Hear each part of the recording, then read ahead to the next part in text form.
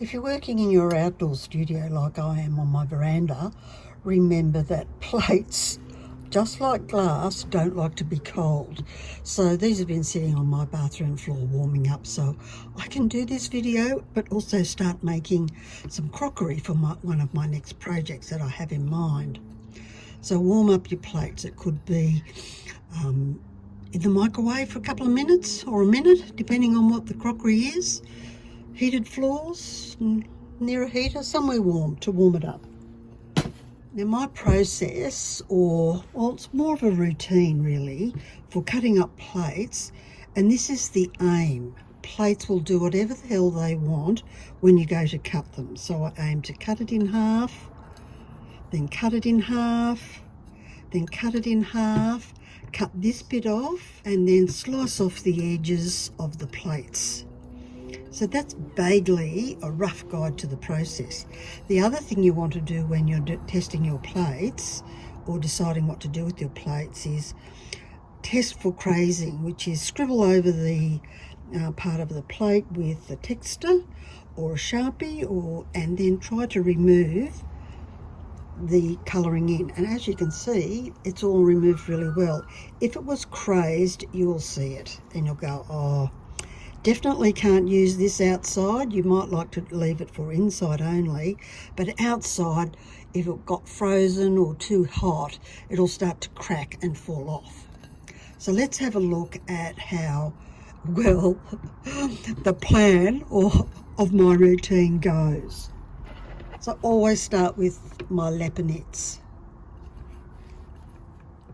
Sometimes people can do it by scoring across the line, and it depends on the plate. But I'm just going to go raw here because not everybody has a scorer or uses a scorer.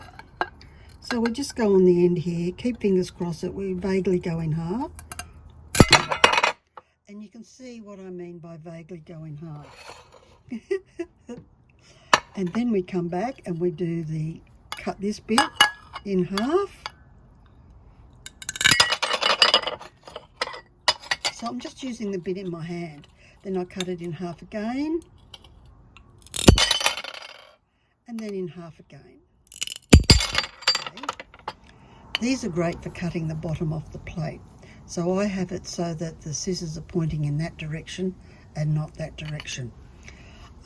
Vaguely, it's where you point it, it's going to cut, but as you can see, that's not always the case. So I'm just putting this on the edge and giving it a nip. And you can see how easily that cut this off. Perfection. Then I've got the cheek of the plate here, and you may want to try cutting that off with the leponets as well, or the ceramic scissors. So let's do the ceramic scissors, see how well it goes. Almost. I will get a petal out of that, and it'll be a 3D round one, quite nice. And then I have this bit for general petal making.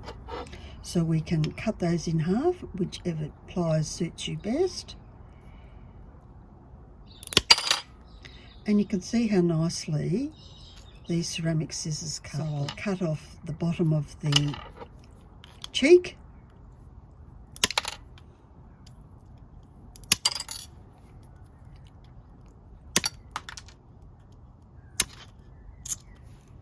Then I'll cut this in half. And I have a fairly straight bit. This plate's fairly straight. And what I want to do, because it's a petal, is cut a point from the side. So halfway down, cut it like that. Because that will give you whatever shaped circle you need. And the deeper the cut, the smaller the bit here in the middle. The birds are seeing the sunshine after a couple of wet, cold, miserable days, because we've had a lot of